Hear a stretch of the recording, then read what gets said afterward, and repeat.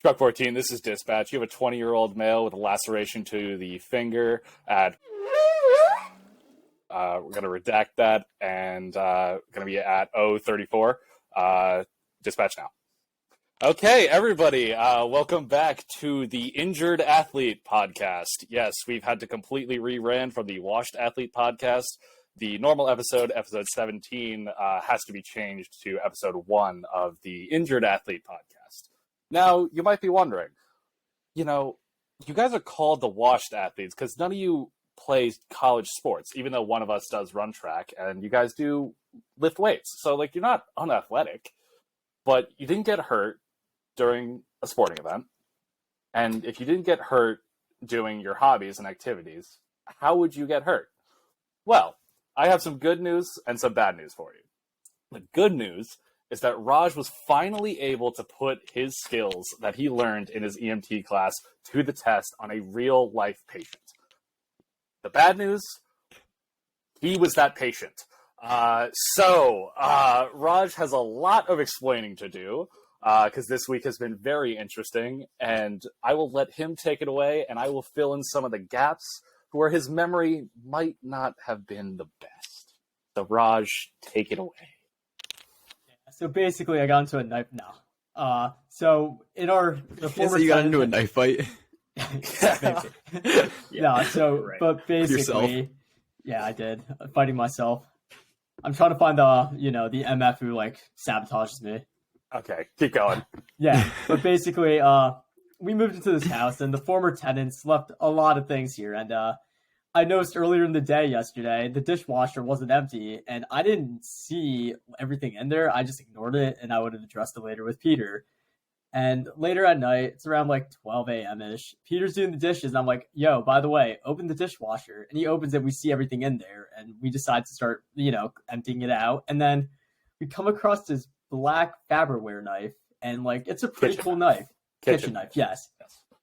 I would go and get it, but I am banned from touching any knives in the kitchen at the moment. Okay.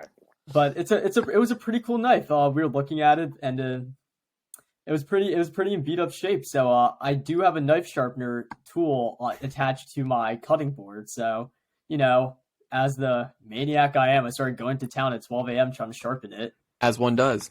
Exactly. Instead of studying for biochem, I was just hacking away at the blade, but. I was going, Peter's just doing the dishes, minding his own business. And I'm just hacking away at the blade, sharpening it. And I check it every few minutes. I'm like, oh, it looks pretty good now. So then Peter's like, hold up, let me go get a piece of paper so we can kind of do that paper test to see how sharp it really is. Mind you, this was a minute and a half that it took me to go do this.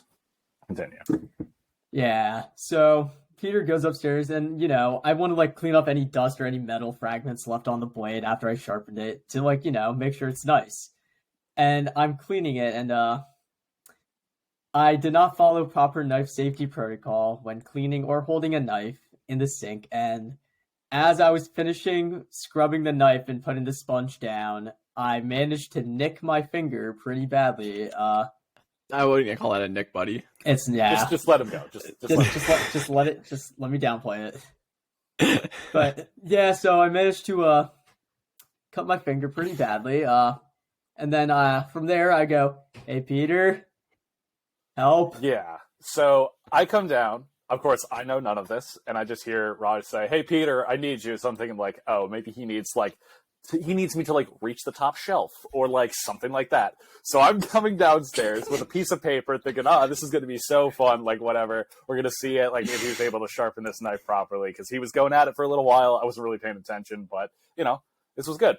And then I see Raj standing in the sink, and he's like, yeah, I cut myself. And I'm like, oh, okay, do you want me to go get the first aid kit? He's like, yeah, go get the first aid kit. I'm like, okay.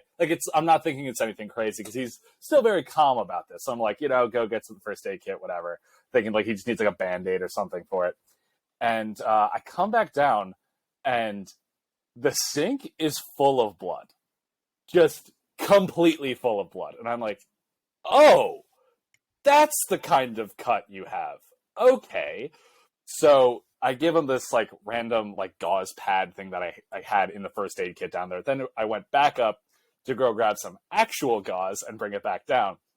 And by the time I came back down, Raj had moved from the sink to one of our little counters that's on the other side of the sink, and I look at him, and he is very pale, even for his complexion. I could tell that he was pale. He was starting to sweat, and there is still blood pouring out of his finger. And he looks at me, almost looking through me. He has no idea where he is, and goes, "I'm going to pass out." And I say, "Okay, I'm going to get a chair, and I'm going to bring it into the kitchen." So I walk 2 feet away, and he is trying to leave the kitchen and walk into our living room and get a chair. I'm like, "No, stay in the kitchen. I'm getting a chair." So I bring the chair into the kitchen, and I have to, like, catch Raj as he's about to fall, put him in the chair, and then he says, "I'll be fine. I just need to stop the bleeding. I'll be fine." And I go, "Raj, I am calling the paramedics right now. We are not doing this." And then, of course, Andres, I get his attention at some point. He comes down. I have to then explain to Andres, "Yeah, so Raj cut his finger. Very bad. Want to make that very clear. You said it was a nick. You could pretty much see through his entire finger, every single layer. I'm surprised we didn't see bone. I'm not going to lie, but we didn't, thank God." So Andres comes down, no shirt on, because he's like, about to go to sleep because he has his internship the next day. So he's like getting ready to go to bed, whatever. And instead, he comes down to see Raj's finger bleeding out onto the kitchen's floor. And I have to tell him, "Yeah, I'm about to call the paramedics, just letting you know." So now Andres I don't think you said a word this entire time. It took him like 3 minutes to actually let the gears turn in his head and process what was happening. But then, yes. No, I was just saying, I thought you guys were doing this when I was gonna get a water, and then I see you crouching down with your hand on his shoulder, whatever. I see Raj's head forward, almost unconscious, and I was like, "What did I just what?" Yeah, exactly. The gears were grinding. I was trying to process what I was seeing. I was just in shock. So from this point, obviously called the paramedics, was able to get them to come here. And also the response time was not the greatest. Granted, I might be a bit of a snob coming from my hometown. We do have a very good EMS program, whatever. But again, it's I get it, city, a lot of stuff going on. Probably not their priority. But the issue is that when I started calling the paramedics, Raj was borderline unconscious. Probably seconds away from passing out. We were able to cover up completely the cut on his finger and putting pressure on it, whatever. And I realized that when I said, "Hey, Raj, can you put pressure on this, whatever," I could feel his finger and it wasn't pressing down. He just had it there because he was barely conscious. And I have to, and his head is just kind of leaning down like this. His eyes are still open. He's still able to talk. And I have to look him in the eyes and I go, "Raj, you need to stay awake right now, okay? You cannot go to sleep." And he's like, "Uh-huh." Sweating, pale, completely went into shock. Completely went into shock. Blood pressure probably dropped to 80. Completely dropped. I felt his pulse. It was very weak and pretty slow. So very concerning. I'm on the phone with the paramedics. And then by the time I'm done and hang up with the paramedics, knowing that okay, they're on their way, whatever, he's fully conscious. He is fully conscious, talking, knows what's going on. Bleeding is pretty much stopped. So he was, by the time the medics got there, he was fine. He walked to the ambulance. Yep. So then he could tell the rest of the story because he's actually aware of all of it. Yeah, so I get in the ambulance, they're asking me questions. They're like, "How'd you do this?" I'm like, I think I've explained the story 3 times to 3 different healthcare professionals.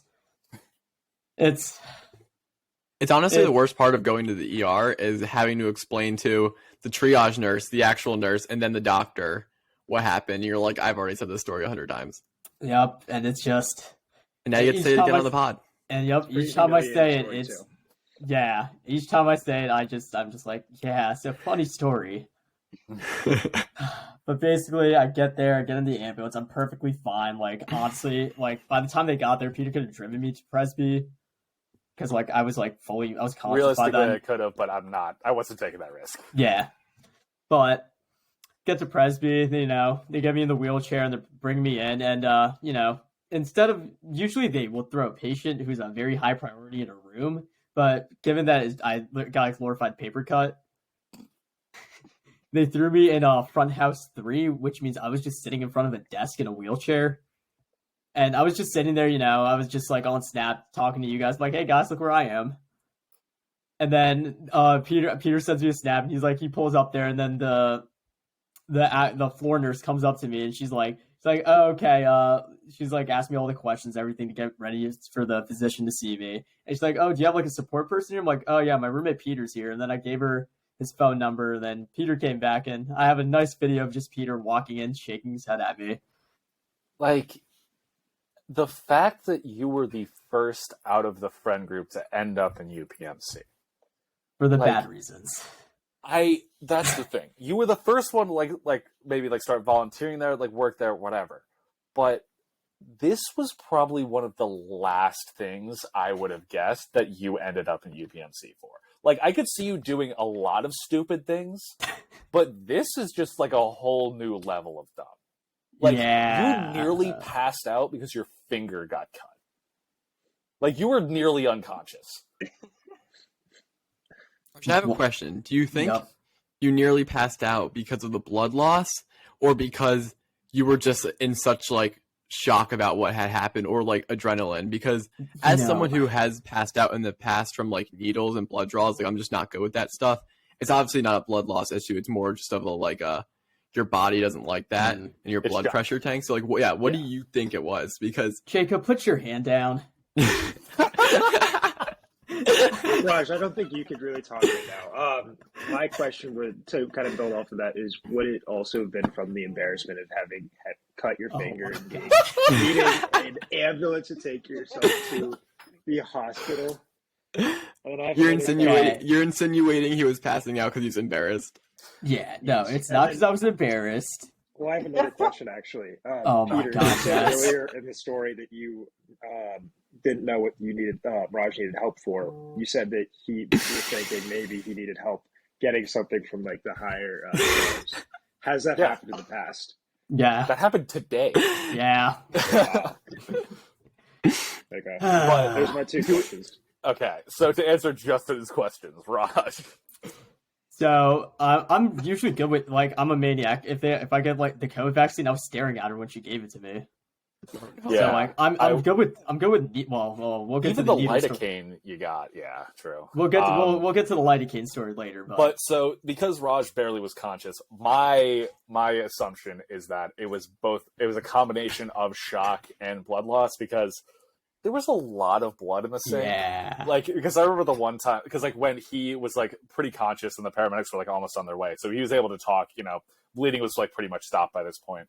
I kind of look in the sink. I'm like, yeah, man, you lost a lot of blood. And I like look in there, and I'm thinking like, yeah, you know, you lost. And I look, and I'm like, maybe a pint. I'm like trying to like downplay it so bad. And later, Raj was like, yeah, I knew you were lying. I was like, that looked almost like a liter of blood, man. Like, that was a lot of blood in the sink.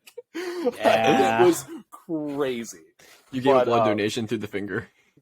He gave a blood donation to our sink. Like, basically. That sink now has whatever blood type Raj is, plenty of it, just in case. But yeah, I think it's probably a combination of shock and blood loss. Well, follow-up question, Raj, what blood type are you? B+, yeah. Oh, B+. I don't hear weird plus a lot. Well, what blood type is everyone else? I think it might be A negative. A negative? That's crazy. I think. Wait, Andres, which O are you? Because one of them... You're either acceptor or donator. Yeah. You're either O positive, which is the most common blood type, or you're O negative, which is universal donator. I'm O negative, which is really fitting because I'm not really good with needles, and so I won't donate blood. Perfect, oh Justin. My God. Thanks for telling. If we ever need a blood transfusion for any of us, we're coming to you. Oh, you can always come to me. I'm not scared of getting my blood drawn. I just need to lay down. I should lay down so we don't pass out. Yeah. I remember the first time that Justin actually told me that we were getting. I want to say we were getting flu shots, right? You were getting a flu shot, right? Oh, please don't give this story. This is Raj's episode, not Justin's episode here. No. I want to hear the story. I wasn't prepared for this. For context, viewers, Raj has been getting dogged on neither since this happened. Neither was I prepared for this. Yeah, but continue. But yeah, I remember it was freshman year. I can't remember what I was doing, but I remember Justin called me up because he had told me he was going to get his flu shot, and he called me up to say if I could like pull up because he might be like lightheaded afterwards. Is that correct, Justin? No, okay, so I had gone up to the flu clinic, and like for reference, like when I was like very young, like 6 years old or whatnot, like I had passed out getting shots sitting up. So like whenever I get like shots or blood work, I just lay down. Like I don't even chance it. Like it's gotten better as you get older, but like I just lay down wherever. I don't pass out anymore because I lay down. We're all good. But this flu clinic, it was COVID, so it was outside, like up underneath a tent, and I didn't really have anywhere to lay down. So I was like, I'm 18 years old now, like in college. Like it's time to man up and sit down and take this shot. And then literally, like as soon as I got the shot, I was sitting there chilling. Like they make you hang out for a couple minutes, make sure you don't have an allergic reaction, whatever. And then about 3 minutes later, I start getting real hot. Mind you, it's like pretty chilly outside. And I'm like, man, getting hot. And suddenly I was like getting lightheaded. And I like very calmly told nurse, I was like, I'm getting really lightheaded, so I'm gonna like lay down. Cool. But like as I was like migrating to the cement I was gonna lay on, like I like pretty much lost sense of like the next few seconds about like I ended up on the floor. I didn't like hit the floor hard, but like I don't really like it was very foggy.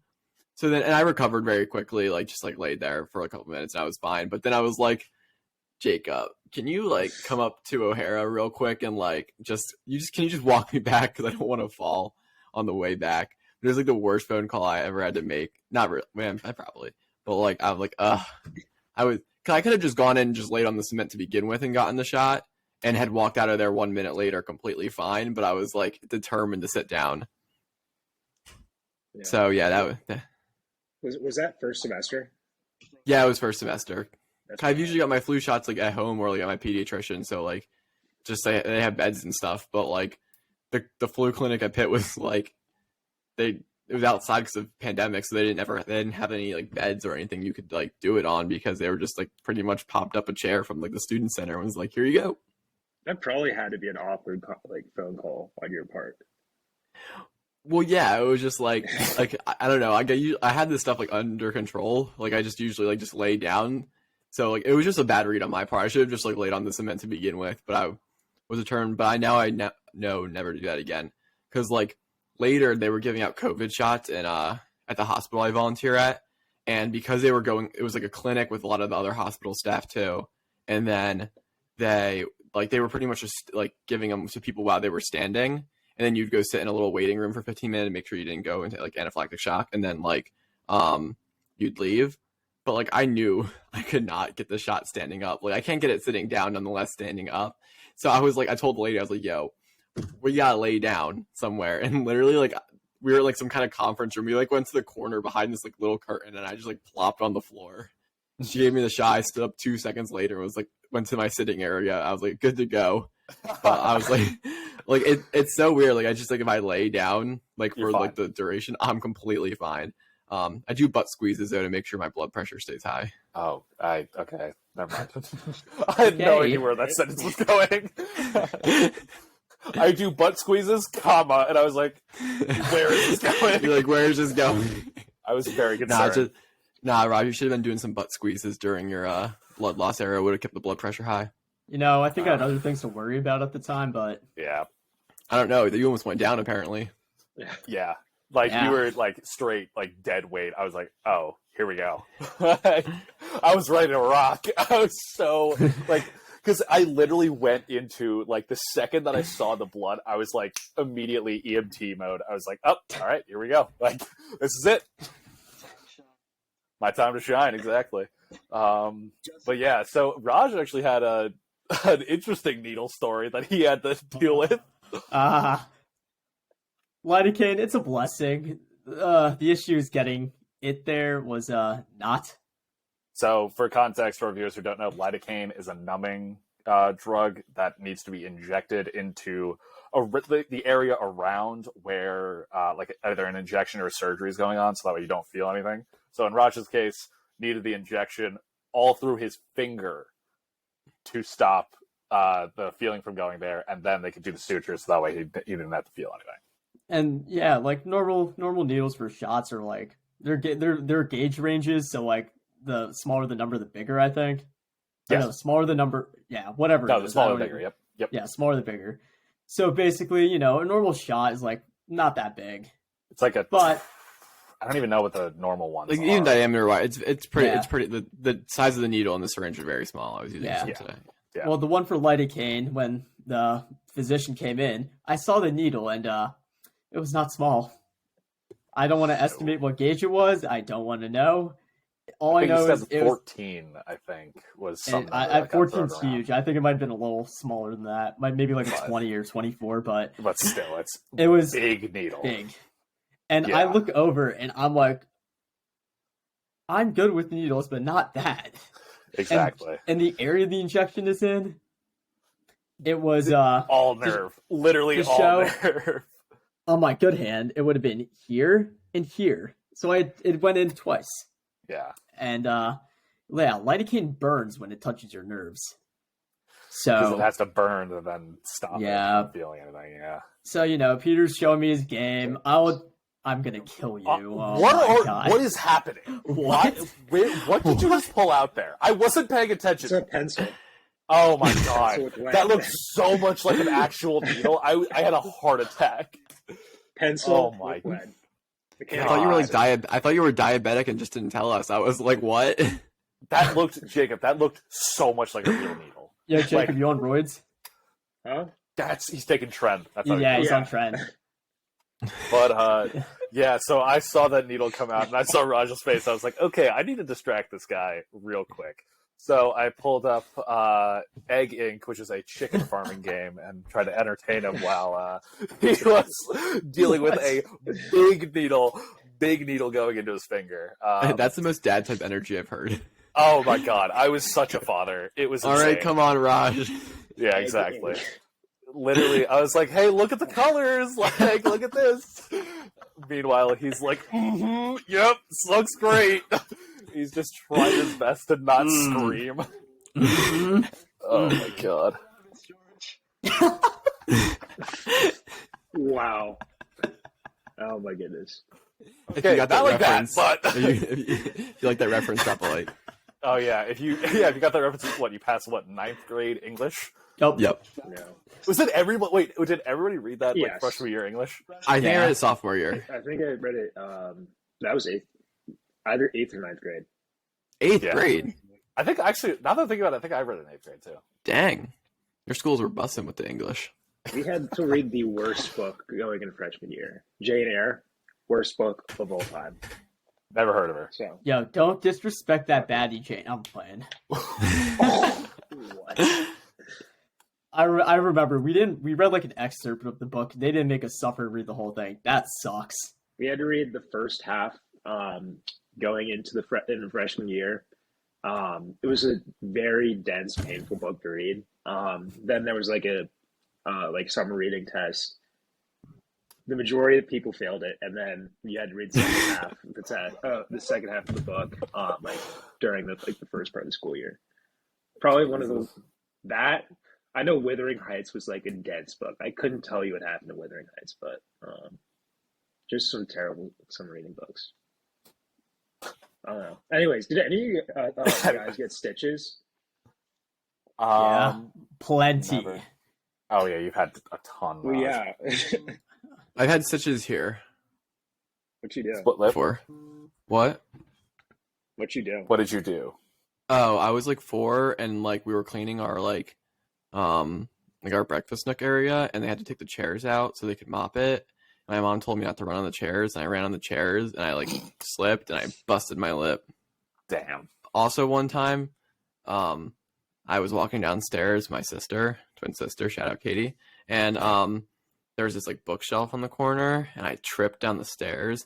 There's some like people don't know if I was like messing around or if I think I actually tripped, but some people were insinuating that I like was being a clown. But anyway, I busted my like upper lip right here. So I have like a scar here that some people like it's not noticeable anymore. It used to be more noticeable. But like if they wanted to stitch it up so there'd be no scar, my lips would have permanently been like this. I would have walked around like that, which would have been like I would have just gotten bullied my whole entire life. So like let's not do that. So yeah, those are my stitches. I don't think I've had stitches anywhere else. Yeah, I also have a scar on my head that took 18 stitches. Yeah. 18? Yeah. What the hell were you doing? Fell down the stairs when I was like 6 years old. Oh, I did too. Were you, I didn't get stitches. were you being a clown? No, I literally just slipped and fell. You know, I'm pretty injury prone.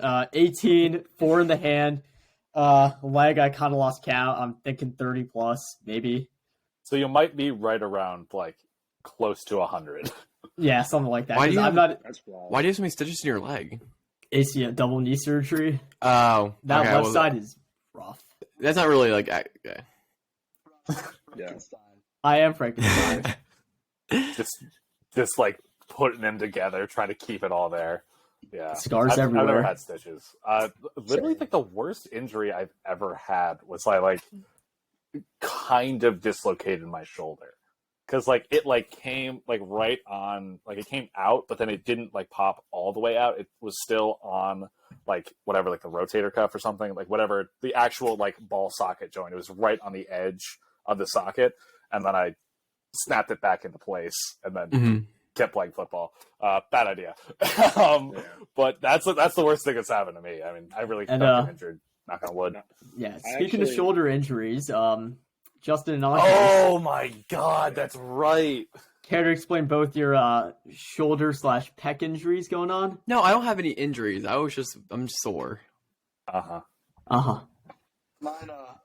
started out as a sore. Like last year, something went wrong while benching. Where like after that, like for the past year, I've always had like some sensation when doing anything that uses a shoulder, benching, overhead press, anything like a small sensation. It was kind of annoying, hurt a little bit, but it wasn't terrible. And then this past weekend, I was playing pool basketball and went underwater several times with the ball, and I felt like my shoulder like pop like 3 times, and it hurt so badly. But I was like, whatever, I'll probably feel better in the morning. And nope.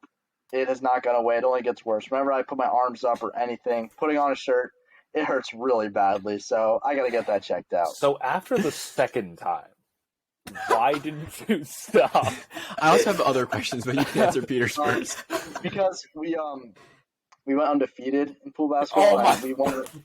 Yeah, we were cooking. Like we King of the court. We did not get a point scored on us in that second game. So. Wow, that's actually impressive. Okay, Andres, number one. What pool were you at? Like, it's the end of May. Like, the pool's got to be freezing cold. No, it was my friend's house. Fortunately enough, he has a heated pool, so it was like 90 in the pool. It was nice. Oh, nice. Yeah. That's bougie. Yeah. Shout out Andres' friend. Shout out Andres' friend. There we go. Shout out Sam. And then 2, just like, how did you hurt your shoulder going underwater? I get the force from the ball, but like, that's what did it in? So, we play very, very, very aggressively. I mean, of course. As one should. Like, there might be, do not try this at home. There might be some chokeholds going on. Like, we're, like, grabbing on each other. Well, yeah. It's an aggressive It's pool game. basketball. It's street rules. Pool basketball, anything goes.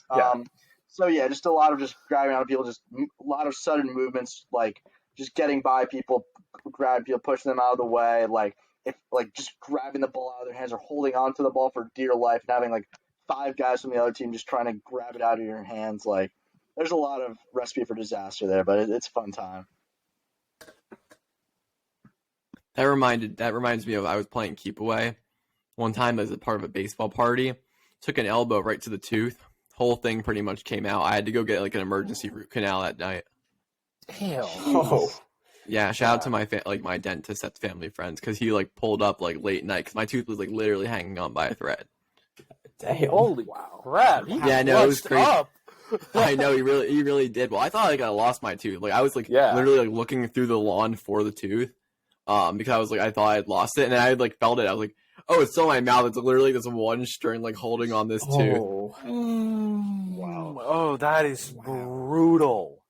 But that a lot of people are like nervous to go to the dentist or not. That experience has completely changed. Like, I don't any dental work. Like, I've gotten tons of Novocaine in my mouth before because like this root canal issues caused other issues, and like I'm very cavity prone and whatnot. So I've had tons of like Novocaine and stuff done.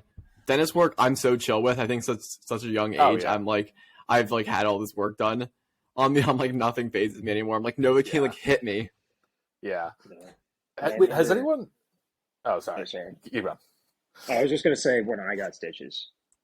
Oh, okay. Oh, Yeah, Stitches. you don't strike me as the so- Stitches type.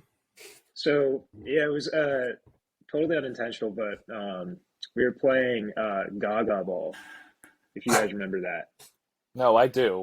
Where's it going? So It's interesting. Did you hit your leg on the wood? no. So I got it on the top of my head actually. So what happened is I hit the ball in between my legs, and there was a little counter right above where I like was standing, and I tried to spin, and I was like, just for the record, I was killing it. Like I was winning every single game. Like I'm being serious, I legitimately was. But I hit the ball in between my legs, and I didn't want to get like the ball to hit my like my feet, my legs. So I tried to spin around really quickly. But while I was doing that, I raised my head up and I hit a counter, and it hit like right there. So I fell to the ground, and like it hurt obviously. And then like I was like somewhat As like, it does. like, I was in pain, and then I saw that I was bleeding from my head, and I was like, oh, okay, now I'm kind of starting to freak out. So then I had to go to get stitches, and I'm assuming they also use lidocaine. I just had like a bunch of stitches, and then the next day, I don't know if they use lidocaine on your head. You might have had There's to tough that no one out. way. Yeah. Yeah, there's not enough. Just tank that. I'm econ, so I don't. You're just like that. I was just like that. I don't know. But I remember like one of the following days, I was on vacation with like my cousins, and I went to the same area the next day. I wasn't playing at the time, but there was one kid that I guess thought I had like a strand of like blue something in my like hair because of the stitches, and then tried to like pull it out like, to get me. And then it didn't hurt that bad because he stopped like pretty like soon like. Yeah, after he started Basically, tugging it and realizing, oh wait, this is a stitch. Yeah, He's screaming. yeah. No, it was Kids are the worst. It was Oh my annoying God. because like I would have won the game, but Oh, Oh I was my like, God. What is It was wrong with whoever won it was Mickey Mouse. it It's totally Mickey was Mouse. Mickey Mouse. Oh my God. 1,000% was. Oh So I my understand, Andres. God. I understand, but if you like, wanting to win, but like if you heard it pop 3 separate times, It was I after don't the know second about that. time. That's my concern. Yeah. It's like I the don't first know time it's about like, that. okay, it happens, whatever. The second time it's like, oh, this is a pattern now. Like every time I do this thing, it's gonna hurt. And then it happens a third time, and then it's like, okay, I think this is probably gonna be bad. Yeah, and like the thing is, like I'm no healthcare professional, but when I shadowed, I learned this thing called a slap tear, which is a part in your shoulder where if you tear it, superior labrum, basically if you tear that, you can't do any motion Andres has been doing. And and he told me about this months before, and I did this test at the gym with him, and he felt pain there. I'm like, you know what? I say take it a little easy. Don't go overkill because it's probably not a full tear or anything. No. Andres comes back to Pittsburgh yesterday. Yeah, the day Andres came back, I also sliced my finger, but Yeah, great welcome home. yeah, it was a nice welcome home for him. But Andres comes home, and then like me and Peter come back from the gym, and Andres just goes, "Hey Raj, can you do that test that you did to me a couple months ago? My shoulder's hurting." I'm like, "Oh no." So then we do the test, but this time Andres' pain and grimace was a lot worse than the first time, and that's when I knew. I was like, "Oh, you need to go see a orthopedic surgeon." My favorite part about this all is now Peter's like the only person in the house capable of reaching high surfaces. Like Raj is short, so he can't reach anything, and now Andres can't even lift his arms above his head. Andres is that much taller than me. He's still taller than you. Bro, he's now- less than what? touchy subject. Okay, so for context, I just took my headphones off. These have noise canceling in them. I just heard Raj scream from the wall that's right next to me. He's like basically right there for me. And I heard this guy scream as loud as he can. I wouldn't be surprised if someone was like, yo, is everybody in that house okay? Like, Peter's gonna have to become a stay-at-home dad. I'm literally gonna need to do this. Like, It's okay. I'll be off the IR in 2 weeks. no, you're not coming off the IR in 2 weeks. It's like you're, 7 to 10 days to take the stitches out, and then it's 2 to 3 weeks that you shouldn't be doing anything. They said 2 to 3 weeks from the initial injury, right? Yeah. That was yesterday. That was yesterday. Oh, yeah. Okay. And then his stitches haven't even been in 24 hours, and he was like, I could still go to the gym. You haven't even waited a full day yet. And you're just like, if I push stuff, I'll be fine. No, stop it. You're going to reopen this at the gym, and it's going to be so bad. Andre, that is a good call. Raj should really be doing some cardio during this time. Get on the bike. Do it too. I'm getting back on the wave now that I got to take a break off lifting.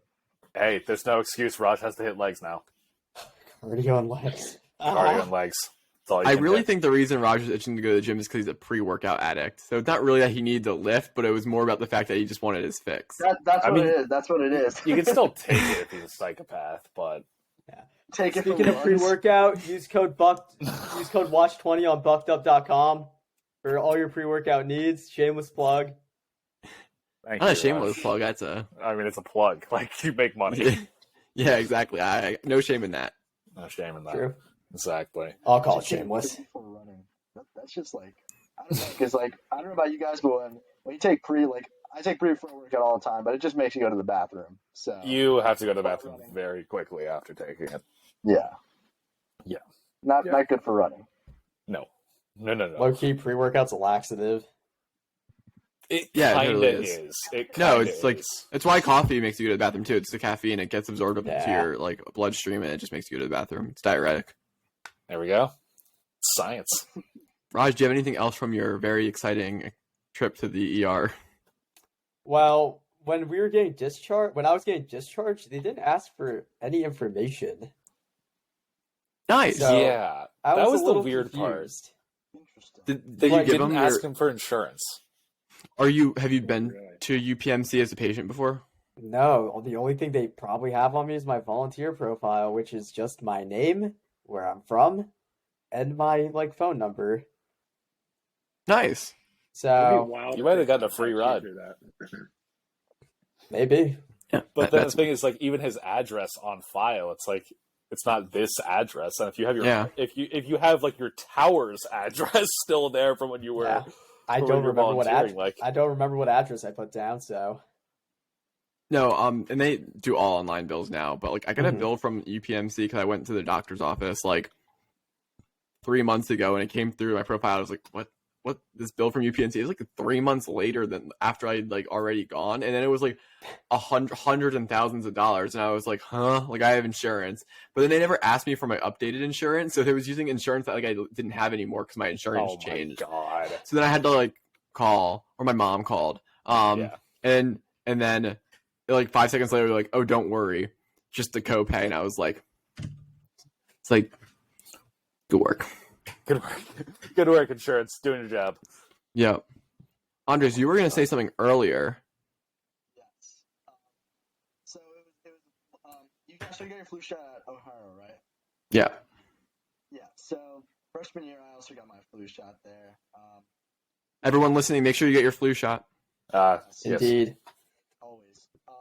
So yeah, needles don't really faze me unless it's a huge needle, like Raj said.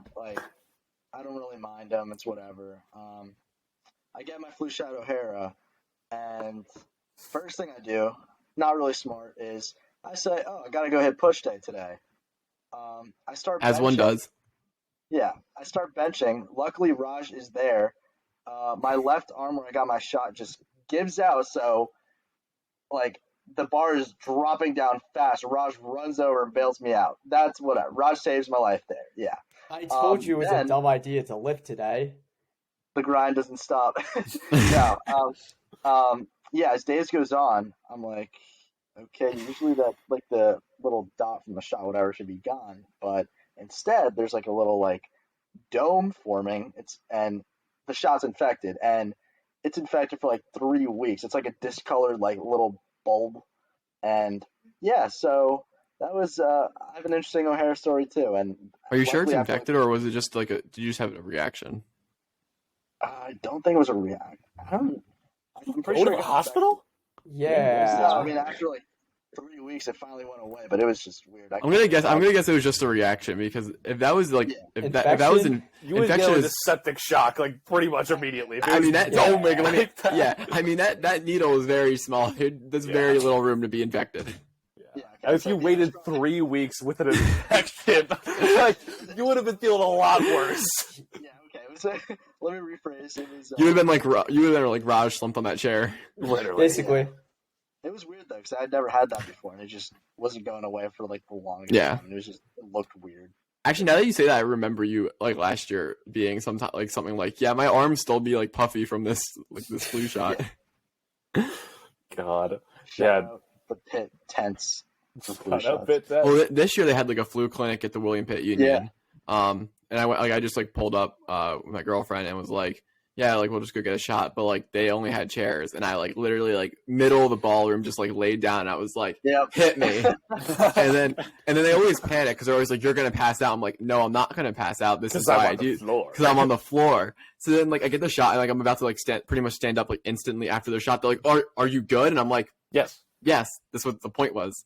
And then they're like literally watching me leave. Like, is he like, good? No, guys, this is why I do it. Yeah, like this is the reason. I was like, exactly. It stops me from passing out. That's the point. Yeah.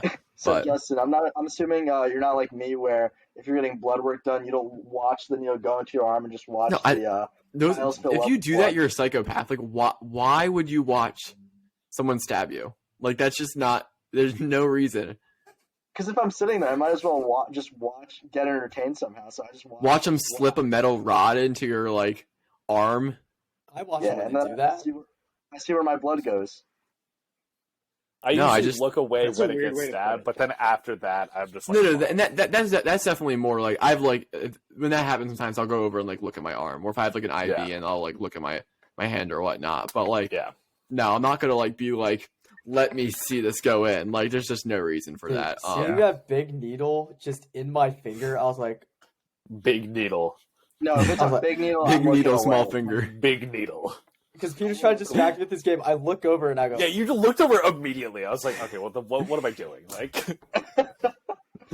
Raj, it's like distraction. No, he's distraction. Like, hell, it was like, because there was initial pain of it going in, that went away really quick. I'm like, oh, that wasn't that bad. Then when the lidocaine goes in, I'm like, it was working. I'm like, that does it. And then, in fact, to not care about the rabbits. Yeah. Oh my god. Of mice and Raj. Of mice and Raj. The funny thing is, there's a Photoshop of me from an SNL skit when they did Lenny and George's little thing, and they Photoshopped my face onto Lenny. Not actual SNL, by the way. Just wanted to make that very clear. You were not on SNL. I wasn't on SNL. Just a Photoshop of it. The way you phrased that, very clear, yeah. The way you phrased that literally made it seem like you were on SNL and someone photoshopped you on SNL. Listen, I would that would be epic, though. That would be crazy. Just bonkers. Oh my god, yeah. So I guess right now it's me and Jacob that currently aren't injured. I'm not injured. Oh, I have pain right here. It's like right No. this, like... I had pain. It's sore now. I'm actually not injured. I just had this issue a while ago where I was hurting this area here, and then now it's like a sore. So I want to make sure. Yeah, but I'm smart about it. I'm not going to go play pool basketball. Yeah, that's fair. It's a fair point. Did you get that soreness after like benching? Oh yeah. Oh, so you're probably just your pec muscles probably just like. That's Raj and I were thinking it was probably either just like form or I think it's like shoulder mobility. Yeah, I'm pretty chill. And the problem is, like, for listeners, like, everyone here pretty much weightless. I'm a runner. I run on the club team. I go compete, and like I ran a marathon recently. So like I will lift like during the summer when I'm trying to like bulk up, put a little bit more muscle on, and when I just have like when I want to run less because it's like steaming hot outside all the time. Yeah.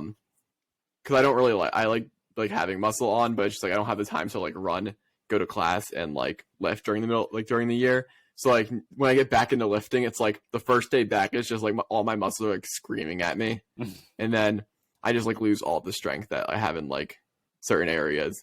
Like I didn't like my shoulders are like where I notice it the most, because since the running motion of like the amount of arm swings I do during like a run is so much, you pretty much lose all like your muscle mass there, because like it's not advantageous to have it. So like I did a push day. I break it up into push, pull, and then like legs. 3 days ago, and then I did a push day, and like my chest wasn't even that sore, but my shoulders were just destroyed. And I think I did like maybe one shoulder focused workout, but just like all the combination of just push was just my shoulders were like screaming at me the next day. I was running and I was like trying to keep them hunched, like not to swing them. I was like, this is just not great. Oh my God. Yeah.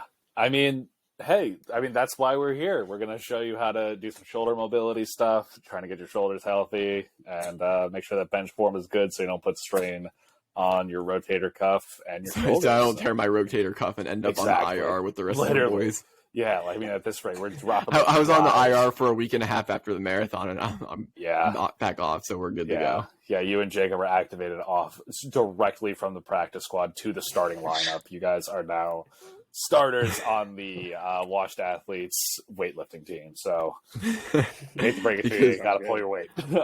Peter, when are you going to the gym tomorrow? Tomorrow, I think I'm going early tomorrow because I'm just trying to get it out of the way because I have work tomorrow. But I'll probably be going like, I want to start heading over like probably like 11 maybe. Yeah. I'm hitting legs tomorrow. I'm hitting legs tomorrow too.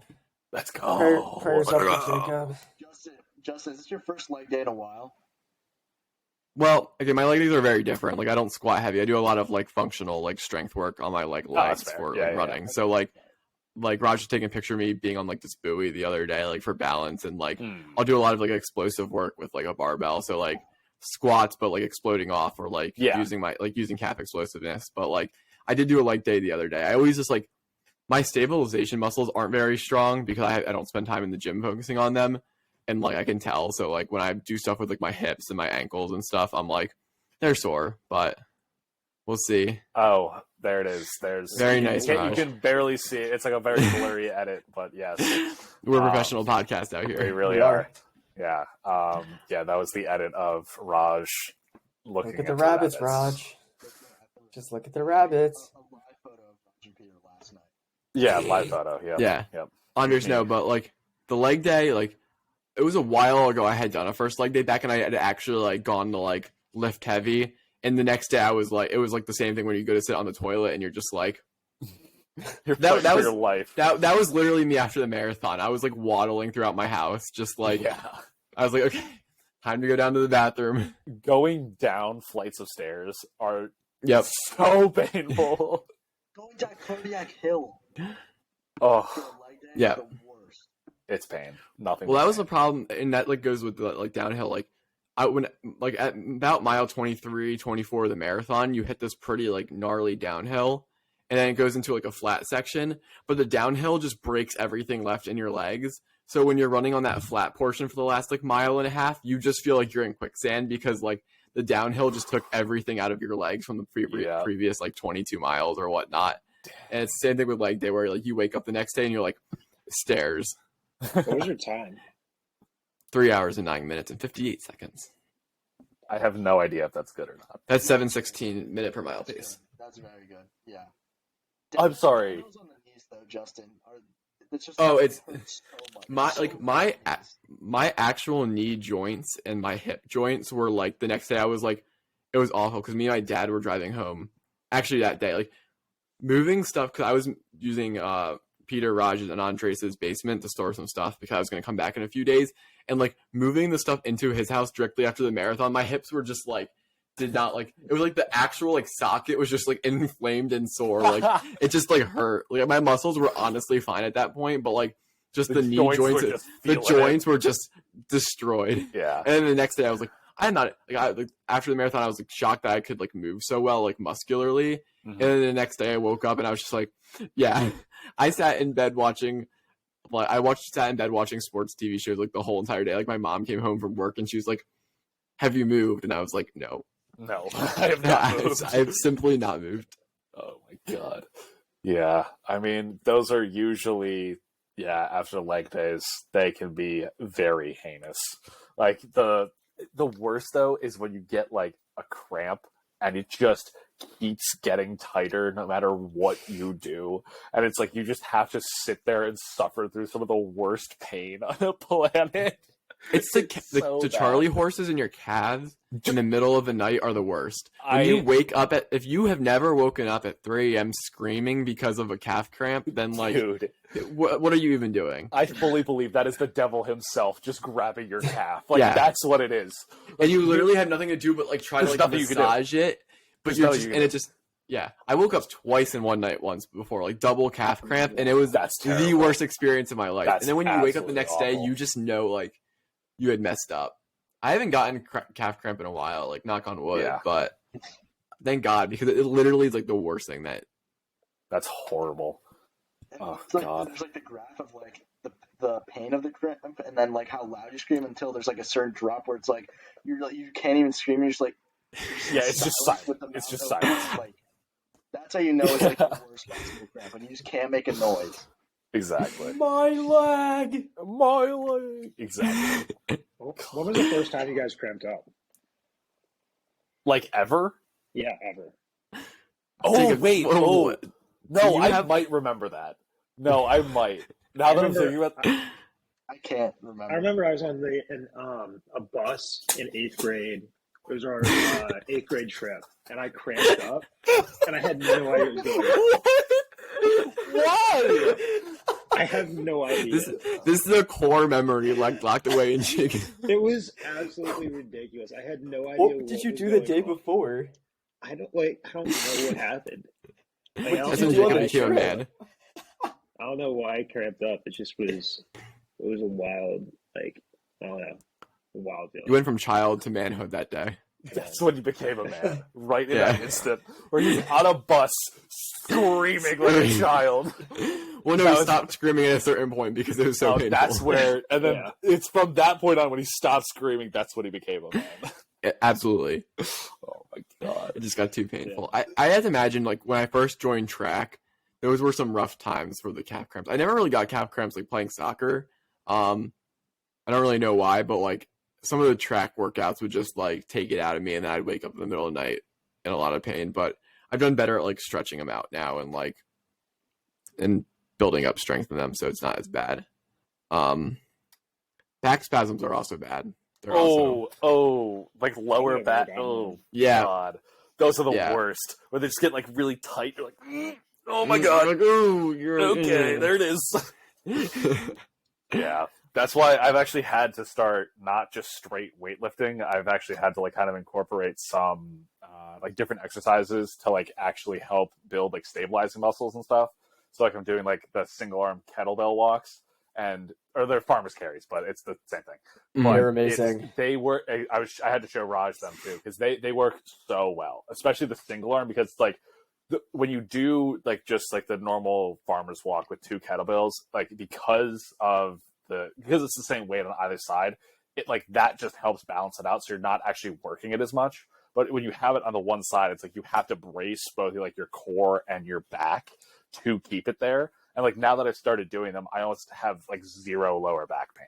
So it's like now I'm just going to keep incorporating those. It's like, oh, so this is like what healthy weightlifting is. Cool. Yeah. I've been doing. I like to do when I get into the gym. I just kind of like mix them in when I like remember, but like. You get on like I don't even know what it's called. You just like flop over and then like you do like lower back extensions, like coming up. Yeah. And so important just like build up some lower back strength, but you're not like putting a lot of weight on it. So just like there's like strengthen it up a little bit so you don't like blow out your back like doing deads or anything at all. Or just like down. being a human and reaching for things on the top shelf. Exactly. Because Peter has to do a lot of that these days. I do have to do a lot of that. Well, I mean, granted, because Andres is so much taller than Raj, I mean, I don't really have to do it that much. Yeah. But, like, you know, I do... Oh, yeah, you can't reach up because of the shoulder, right. So it is relegated to me because, like, I am slightly taller than Andres. So, like, Raj is just, like, you know, he's on the floor. It's like he can't reach anything. Maybe I'm like a bug. Maybe I'll bring over, like, a step stool for our dinner on Thursday. Yeah, Actually, you know no. Actually, believe it or not, the room I got came with the step stool. Perfect. It's like right in the stars. There it is. They know. There it is. They know. He's so bad. I love making short people. I'm pretty average height. Like I'm 5. Yeah, we have our dinner on Thursday. We do have our dinner on Thursday. Family get together. Have everybody there. We're making garlic bread. We're like we got good bread from Costco. It's gonna be good. Do you get good bread? That's exciting. We got actual garlic. We got Irish butter. Like we got like it's gonna be legit. This is legit. I'm gonna try and make compound butter. Exactly, we're gonna make compound butter. Bingo. Compound butter? Ding ding. It's where you have butter and then you mix in like different ingredients. It's literally just like mixed butter. Like it's compound butter is a very fancy term, but it's like you have butter and then you put like garlic, parsley, like whatever in it, and it's technically a compound. And then you just throw it in the fridge and let it. And then you just throw it in the fridge, like solidify. Bet. Yeah. Very hype. Hopefully the boys like the Ziti. It's a staple of the Curtis household. Baked Ziti is so good. It's so good. We got the Lactaid on standby. Lactaid on standby. We've only got one bathroom in this house, man. We gotta keep. There's gonna be a Febreze bottle right behind where you're sitting. So like, if you just need to just spray that thing and then put it back, like go for it. No, that's why we got the Lactaid on standby. That's why we get the Lactaid, right? I do love how people with like or lactose intolerant. It's almost like any other like food issue thing like that, where it's like, like I can't eat this, versus lactose. A lot of lactose intolerant people, it's like, I'm lactose intolerant, I just tolerate it and just do it anyway. It's like, it's a thing I have to deal with, but it's not stopping me at all. Yeah, it's funny because like I'm very good at like during like especially like, very normal times, like I'm pretty like I don't really eat much milk unless it's like mixed into some food in like very small quantities.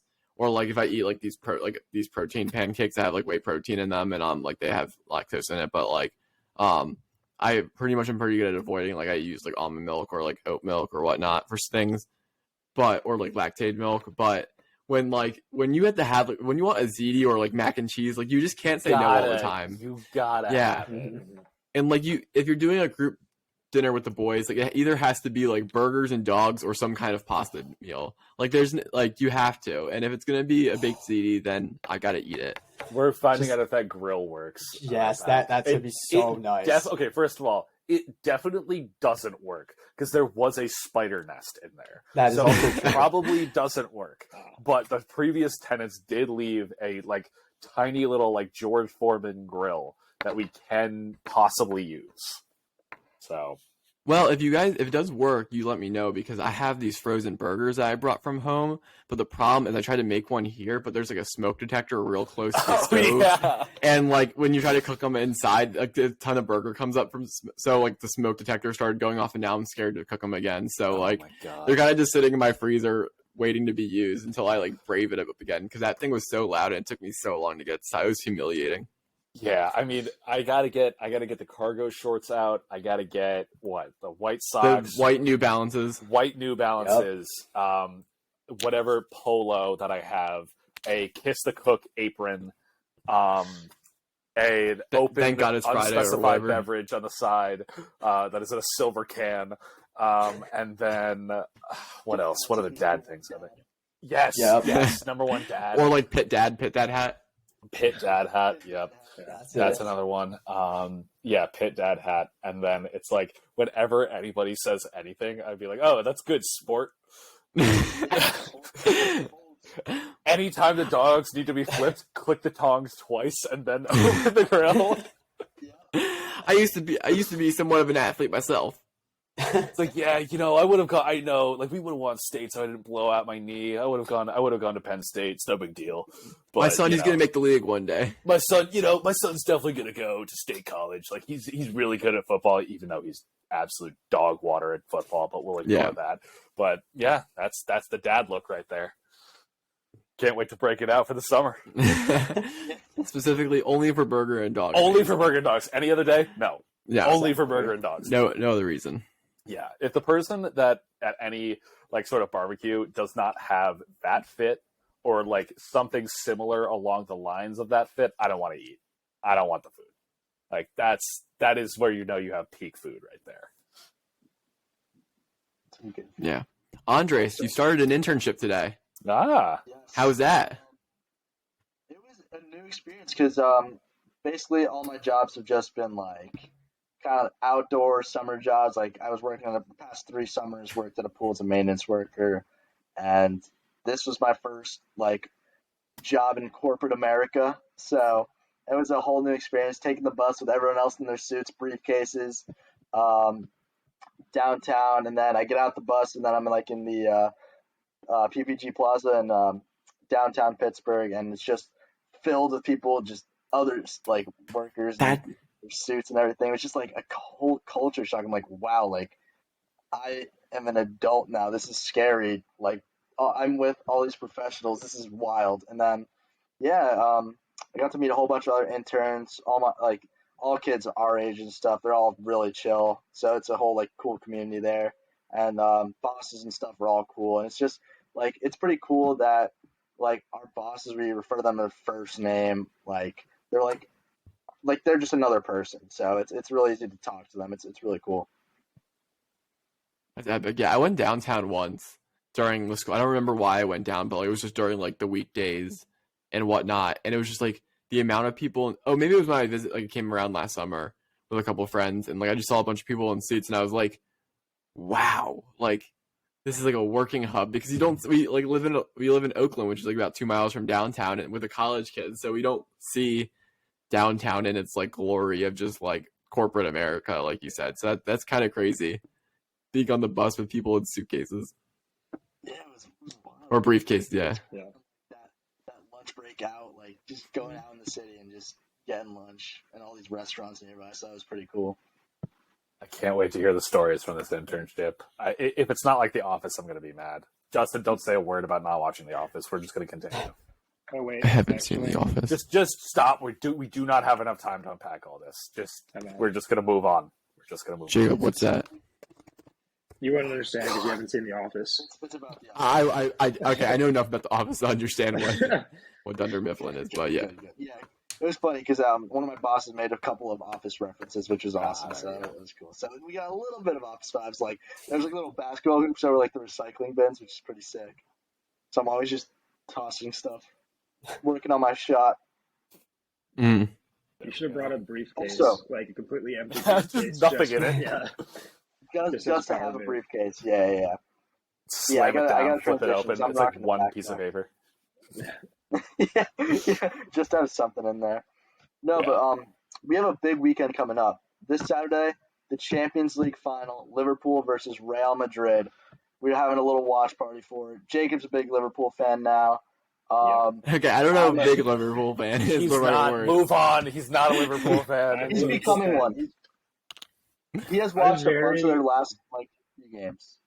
I was very heartbroken yesterday. Heartbroken. I'm sure you were. Heartbroken. Devastated. It was a tragedy. Yeah, because Man City just won the Premier League by 1 point over Liverpool. Aston Villa just needed to hold on. They were up 2-0, and then the span of like 8 minutes or so, Man City came back and was up 3-2. So if Man City had either lost or tied that game, and Liverpool would have won, which they did. If Liverpool had won and they did win, Liverpool would have won the Premier League. So it's tough. I can just hear Raj plug something into his computer. It just makes a nice little noise. Yeah, he clearly is very invested in soccer.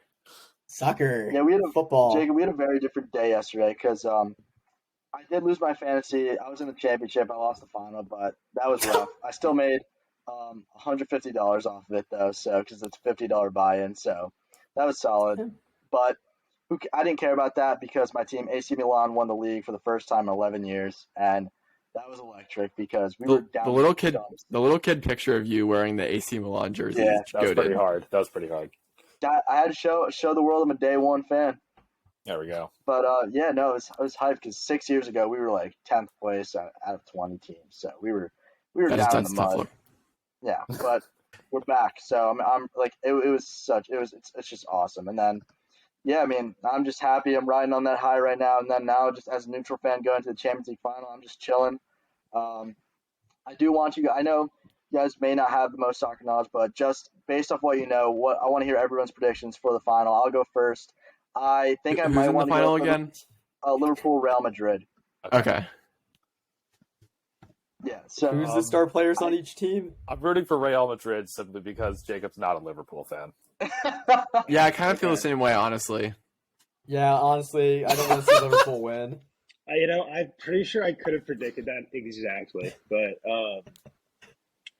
yeah. Can you guys name a player on Real Madrid? No. Benzema. Well, Cristiano Ronaldo used to play for them. I know Mo Salah plays for Liverpool. I know. I do know Benzema. Yeah, I only know that. My sister also had a. Oh my God! What was that guy's name? She has his jersey. What number? 10, maybe. I don't know. James Rodriguez. Yeah. Yep, that's my Colombian boy. He used to play for Real. Sports ball. Yeah, I mean, sports ball be sports ball, and sometimes. And as we're recording, the Celtics are up 22 points on the Heat. And Jimmy Butler has 6 points. So everyone telling me I thought Jimmy Butler's overrated, you can just, 3 or 14, big important game. So we'll see there. But Andres, what's your prediction now? Let me hear this prediction now for the Champions League final. Yeah. Okay. So succinct prediction. You just need to put it in stone where we have nice receipts of it. Okay. I think that Real Madrid is they had the hardest path to the final. Like they had such a crazy path. Like they had super team PSG, Man City, and Chelsea who won it last year. Meanwhile, Liverpool had a pretty Mickey Mouse route to the final. I'm not gonna lie, but I think Real Madrid. This is their tournament. I think they will win, and I'm gonna give a score prediction of. I'm gonna say they win it in extra time, and it's going to go 1-1 to extra time. They win it 2-1, and I think that Rodrigo will be a super sub again and score the winner, and they will win it. Although I do want Liverpool to win for my Colombian boy, Luis Diaz, but I don't like the fact that Liverpool will have the same amount of Champions League as Milan if they win, but I don't like Real Madrid, so I guess I got to go with Liverpool here, but I think Real will win. So who else would be scoring for both teams? Benzema will score for Real and Rodrigo. And then I think that Matip will score. No, I don't know if Matip will start. I think that I'm going to go with a Van Dijk header off a corner for Liverpool. Wow. Okay. Bold predictions. That is Jacob, who do you got winning? I'm going to go with Liverpool. Liverpool. You have to. Raj, you got a horse in the race. Who are you going with? Milan. Wait, who's Liverpool playing? Milan, right? The other team. No, Real Madrid. Real Madrid. Rats. Yeah. Real Silly Madrid. Raj. I'll take Real Madrid 1-0. Championship game. Teams aren't going to risk their defense like that. I just don't want to watch. Just don't want to see Liverpool win. We'll have a nice little watch party. Maybe we'll get some Dominoes or B-dubs or something like that. We'll see. What happened if I became a Real Madrid fan, right now? Liverpool. Being a Liverpool fan. Okay, just want to make that. Wait, hold on. What did you say? He said that if I were to become a Real Madrid fan right now, he would then in turn become. I have more reason to like Liverpool than to like Real Madrid because LeBron James owns part of Liverpool. But simply because you are a latecomer Real Madrid fan, I need to go for. Because you're a latecomer Liverpool fan, I need to go for Real Madrid just to really grind your gears. I will say this: look, Andre said a while back that we all need to pick soccer teams. I had no prior knowledge about how good Liverpool was. I knew about FC Barcelona. I knew about Real Madrid, Chelsea, Manchester United, kind of Man City. That was basically it. That's about my extent too. Like that was complete honesty, and I didn't really care about soccer. Soccer still could never in regards to football, but it's better than I thought it was. But I picked Liverpool after originally picking Chelsea, and I heard it wasn't a very good club to be a supporter of. But my aunt said just yesterday I was talking with my aunt, who's been a Liverpool fan for a little bit now. And, you mean your aunt? My aunt. I was talking with my aunt yesterday, and she was kind of frustrated with what had happened in the game. But I mean, I don't think her, my uncle, and just her, my uncle had been fans. I don't know if I would have picked Liverpool, but yeah, that's it. That's the reason why. Yeah, boys, do we have anything else before we head off on this podcast? All right. Yeah, I think that'll do it. We got a lot of big changes coming to the podcast. I think we're gonna have Andre starting up a new segment that you'll see a few days before this recording goes out. Hopefully that'll be good. Peter and Raj might be starting a This Week in the Gym segment, and who knows, maybe I'll get some Pokemon out on the channel. So lots of big things coming out. Make sure you drop a like, give us a good review, help the channel a lot as we're trying to grow, share us around, and otherwise, Andrew Wiggins is the GOAT, and we will see you next time on the Washed Athlete Podcast. Is that guy. Go Kenny Pickett, go Bengals. Andrew Wiggins is Andrew